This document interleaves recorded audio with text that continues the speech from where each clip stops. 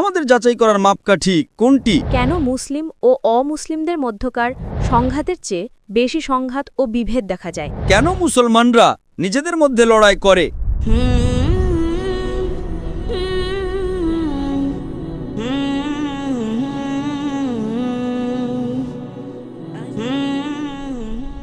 আসসালামু আলাইকুম ওরহমতুল্লাহি ওয়াবারাকাতুহু।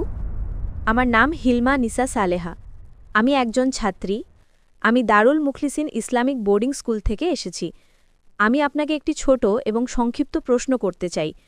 মুসলিমদের নিজেদের মধ্যে কেন মুসলিম ও অমুসলিমদের মধ্যকার সংঘাতের চেয়ে বেশি সংঘাত ও বিভেদ দেখা যায়? এটি কি ভ্রাতৃত্ববোধ তৈরিতে মুসলিমদের ব্যর্থতাকে নির্দেশ করে? ধন্যবাদ। বোন প্রশ্ন করেছেন যে কেন মুসলিম ও অমুসলিমদের মধ্যেকার দ্বন্দ্ব এবং বিভেদের চেয়ে মুসলিমদের নিজেদের মধ্যে কেন বেশি দ্বন্দ্ব এবং বিভেদ দেখা যায়। আমি একটি নির্দিষ্ট সীমা পর্যন্ত একমত যে বোন যা বলছেন তা সঠিক, পুরোপুরি না হলেও আমি একমত। এবং তিনি জিজ্ঞাসা করছেন কেন মুসলমানরা নিজেদের মধ্যে লড়াই করে, যেখানে আমরা একই কোরআন, একই নবী, এক আল্লাহতে বিশ্বাস করি, আমরা কেন নিজেদের মধ্যে লড়াই করি?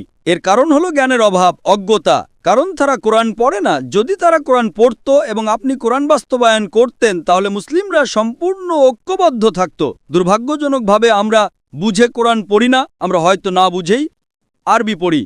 সুতরাং যদি আমরা বুঝে কোরআন পড়ি এবং তা বাস্তবায়ন করি, আমরা ঐক্যবদ্ধ হব। দুর্ভাগ্যজনকভাবে কেউ এমন বক্তৃতা দেয় যা হয়তো কোরআনের অংশ নয়, হাদিসের অংশ নয়, এবং সেই কারণেই বিভিন্ন মতামতের সৃষ্টি হয়।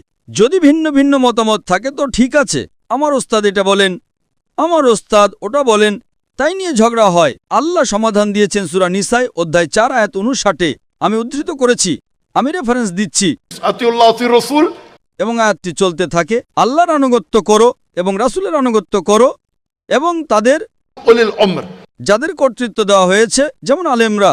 কিন্তু আয়াতটি সেখানেই শেষ হয় না, এটি চলতে থাকে, যদি তাদের মধ্যে মতভেদ থাকে তোমরা আল্লাহ এবং তার রাসূলের দিকে ফিরে যাও। আমাদের যাচাই করার মাপকাঠি কোনটি? যদি তাদের মধ্যে মতভেদ থাকে, আমাদের যাচাই করার মাপকাঠি হলো মহিমান্বিত কোরআন এবং সহিহ হাদিস।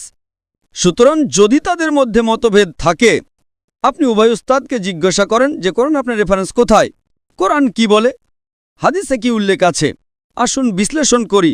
সুতরাং যদি কোরআন সমাধান দেয় আল্লাহর আনুগত্য করো, রাসূলের আনুগত্য করো, জ্ঞানী লোকদের আনুগত্য করো, কিন্তু যদি তাদের মধ্যে মতভেদ থাকে তবে আল্লাহ এবং তার রাসূলের দিকে ফিরে যাও। সুতরাং আমরা আল্লাহ এবং রাসূলের দিকে ফিরে যাই না, এটাই সমস্যা। যদি আপনারা আল্লাহ এবং রাসূলের দিকে ফিরে যান, ইনশাআল্লাহ আমরা আরও ঐক্যবদ্ধ হব এবং মতভেদ থাকবে না। আশা করি উত্তরটা পেয়েছেন। ধন্যবাদ স্যার।